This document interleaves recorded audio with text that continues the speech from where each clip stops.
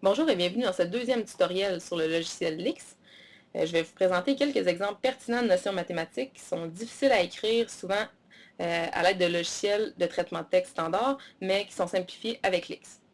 Donc, premièrement, si on parle de taux de variation, et j'ai déjà écrit donc la formule, variation de la variable dépendante sur la variation de la variable indépendante. On sait que c'est égal aussi à ces deux formules-là. Parce que si on retourne dans la formule, vous allez voir qu'il y a des petits crochets ici.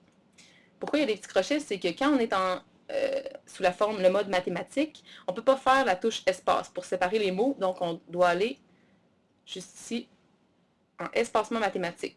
Donc, la petite touche rouge et vous avez différents types d'espacement possibles que vous pouvez utiliser. Maintenant, je vais vous montrer comment écrire l'équation générale de la fonction valeur absolue. Donc, si on se met en mode mathématique, je vais aller mettre la formule au centre, donc en mode hors ligne. Et je commence à écrire. Donc, f de x est égal à... Et là, je vais écrire mes deux petites barres qui entourent le x de la valeur absolue. Donc, je vais aller ici dans relation binaire. Je vais aller ici, la barre. Je vais écrire mon x et je vais aller en rajouter une deuxième. Égal. Et là, je vais inscrire sur deux lignes. Qu'est-ce que ça égale? Donc, je vais aller insérer une accolade. Je vais aller dans insérer des délimiteurs. Et ici, vous devez décocher à parier, parce que si ça reste coché, vous allez devoir avoir une parenthèse à gauche, à droite, ou une accolade à droite, à gauche et à droite. Donc nous, ce qu'on veut, c'est juste une accolade à gauche et rien à droite. Donc je fais insérer et je fais fermer. Donc notre accolade est apparue juste ici. Et maintenant, je vais écrire sur deux lignes et je vais séparer en trois colonnes. Donc je vais aller insérer une matrice. Donc ça va être plus facile visuellement. Donc, je veux deux lignes. Vous pouvez changer ici le nombre de lignes comme vous le désirez. Et le nombre de colonnes aussi, vous pouvez le changer. Donc, je veux trois colonnes. Je fais OK. Vous voyez ici les 6 cases qui sont apparues. Donc, ce que j'écris, c'est que x, au centre, je vais écrire si. Et je vais écrire si x est plus grand ou égal à 0. Donc, plus grand ou égal, on le retrouve encore dans relation binaire. Plus grand ou égal, juste ici. 0.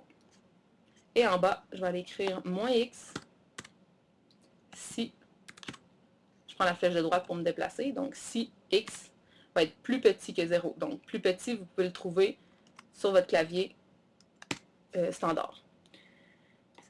Ensuite de ça, donc notre formule est écrite rapidement et c'est très joli. Donc, si je veux maintenant écrire la règle de la rotation de 90 degrés de centre O, je vais aller en mode mathématique. Je vais aller également au centre. Donc, je vais écrire R et je vais écrire en indice ma parenthèse. Donc, je vais aller en indice, le bouton juste ici. J'écris ma parenthèse de centre O, et 90 degrés. Pour ce qui est du symbole degré, vous l'avez également sur votre clavier. Et je veux sortir maintenant de mon indice, donc je vais avec la flèche de droite. Maintenant, je suis sortie, mais je suis encore dans mon mode mathématique. Donc, j'écris maintenant 2 points. Et je veux dire que ça envoie le point XY vers le point moins YX, pardon. Donc, j'écris XY. Et je vais écrire une flèche maintenant avec un petit R par-dessus. Donc, ce que je dois aller chercher, c'est la boîte juste ici. Je vais prendre celle-ci et je vais aller insérer une flèche en bas. Donc, choisissez celle que vous voulez. Et par-dessus, je vais écrire mon R. Et maintenant, je dois sortir de là, juste comme ça. Et j'écris maintenant mon Y, X. Et voilà.